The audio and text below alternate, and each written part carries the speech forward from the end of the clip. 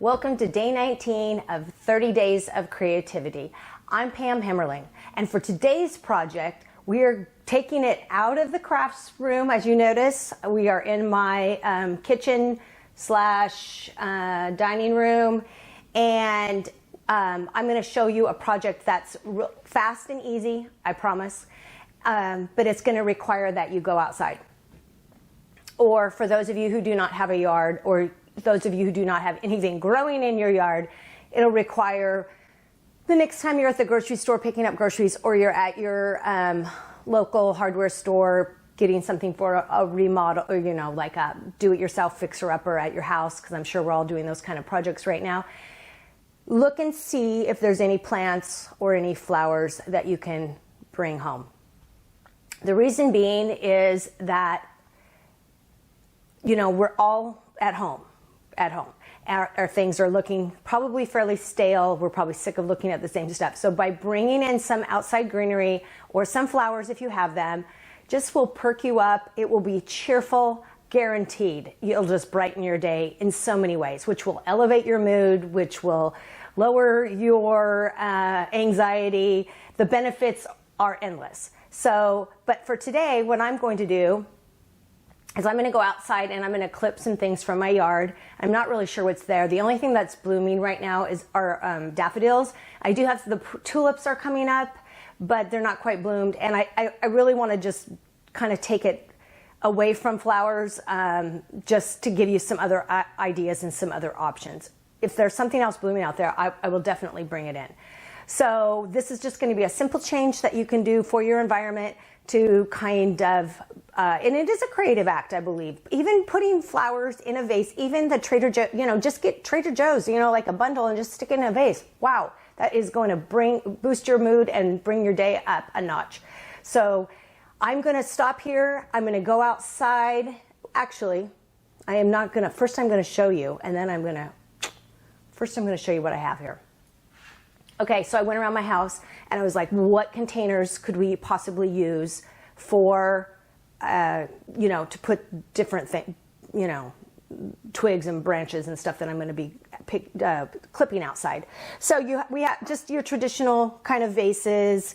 I found this. I actually had put this into my donation box because I've been clearing stuff out, and I pulled it back out because the donation sites are not open to accept donations right now. So that got pulled back out as an option. I think even a cute water bottle would be an option, lid off, few things in there.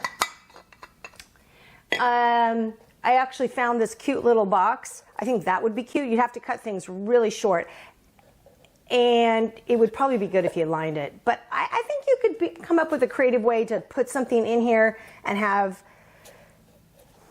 some twigs or something coming out of it. You could obviously, if you have a water ice bucket that you put a bottle of wine in or whatever, that would be cool. It would take a lot to fill up.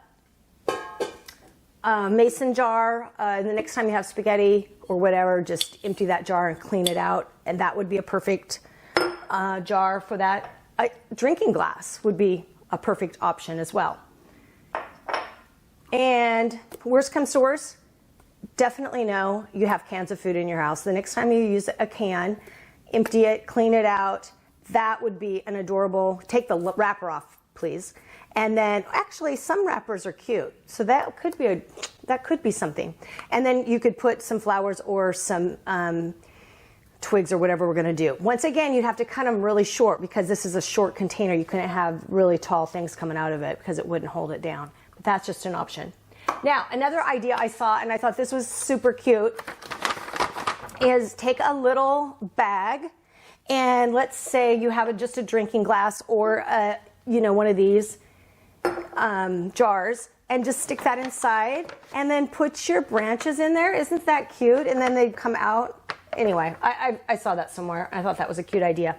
You're also going to need some clippers if you're going out into your yard to cut some branches or twigs or flowers or whatever you're doing, or maybe some kind of scissors if you have sharp ones. I also grabbed a few rocks because some of these are lightweight. So for example, if I was using this or even a drinking glass, I might want to put a few rocks at the bottom to provide some weight at the bottom so my vase doesn't tip over. So that's all you need. I'm going to go outside, I'm going to clip some branches, and then I'm going to come back and show you how to put them in.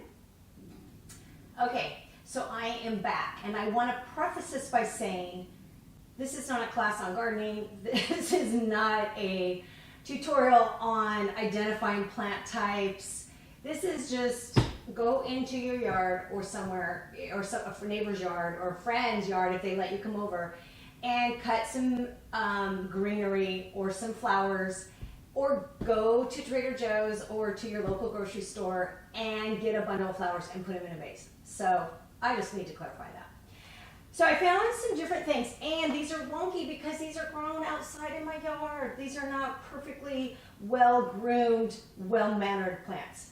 So I just did a, let me see, I just cut different varieties. I'm gonna set them behind me so that when I decide what to use, I can just reach back there and grab them. So I'm gonna show you the different kinds. These actually have some cute little flowers on them, but they are a little speckled, but you know, they're not perfect, that is for sure. But they will make me happy, and at a distance, I wouldn't really even notice. I liked, these leaves are turning yellow, and I kind of like the idea of that. They actually look very cheerful, and I think they look like, almost like flowers. These are just some straight twigs that were actually growing off my tree. So I think they're suckers, which, you know, means like they want to grow a new tree. But I kind of liked them, and they actually grew really straight. They're impressive. That's a good one. But I did find something that was blooming that was not my camellia. Is not a daffodil or a tulip. So I'm going to start with those, and I think I'm going to use this plain white vase. White. I know my colors. This is clear. This is not white. So, wow. And I'm going to grab my clippers, and basically I'm just going to start. First off, I'm going to clip off all the, and I'm not putting water in it right now, although you could. And for anyone who has, you know, the stuff those little powder packs that extend the life of your, and this may have to be cut down a little further too, that extend the life of your flowers that you get when you buy flowers, that stuff works. And I would highly recommend it if you have any extra laying around, that you use that. So I'm just going to clip off these, and I'm just going to tuck these in there. Might cut off more of that greenery once we get going. I like the idea. I'm very simple, so I kind of like where it's a higher and it comes around. Sometimes a few shooting off to the sides, but I'm not real fancy and I'm not trained or anything, so I don't know. I just know what I like and what I think looks good, so I can't really teach you. I can just tell you that I have a few rules, and I think if you just went and got some flowers and stuck them in a vase, I think you'd be extremely happy.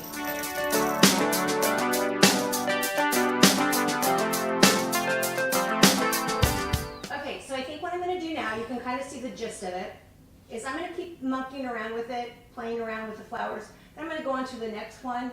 And each of them, I will just fast forward, and you can kind of watch how I do it.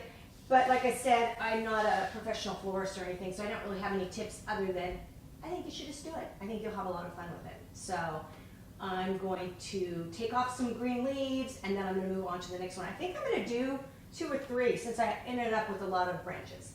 So you can watch the process.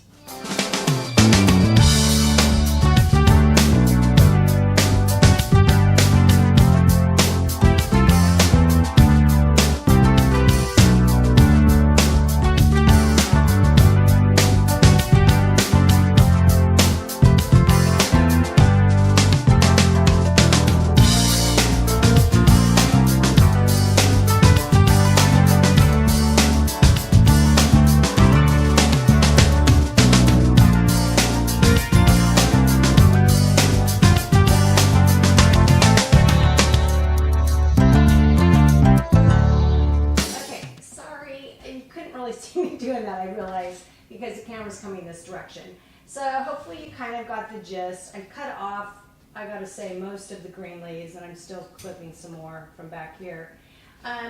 You know, a florist would tell you it should look good from all angles. When you're working with your plants from outside, the odds that you're gonna be able to do that are gonna be a lot slimmer. Particularly, I'm just using all of one kind in a bouquet. But as you can see, I think this is great. I'm gonna tuck it, you know, up against something on the, you know, on a shelf, or in my living room probably. And I will take a picture of it and show you where I ended up putting it. Now I'm gonna go on to the next one, and hopefully these will go a little bit quicker. And I will try to maybe angle it a little bit better so you can see. For the sake of demonstration, I think I've decided that I'm going to just use all of one kind. And this is a pot that I just have sitting, and my kids would love this because they always tell me when I buy something, I often don't take the price tag off the bottom. And yes, sure enough, Marshall's $5.99 for this pot. And it's been sitting in my living room probably, you know, for 2 years. So yeah, I'm kind of tacky like that. But anyway, my point is, you can mix and match, and in fact, most people do. I am today going to keep it really simple and just put one thing at a time in to a vase, because I don't have a lot of options, and the plants are kind of wonky, or the shrubs that I cut. So anyway, I'll just get going and finish this pot up, and this one is going to go real quick.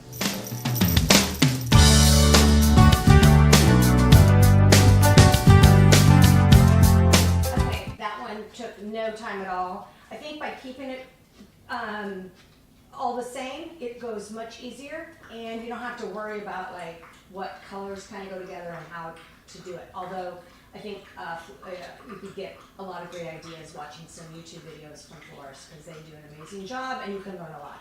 So here's my next pot, and I'm going to do one more.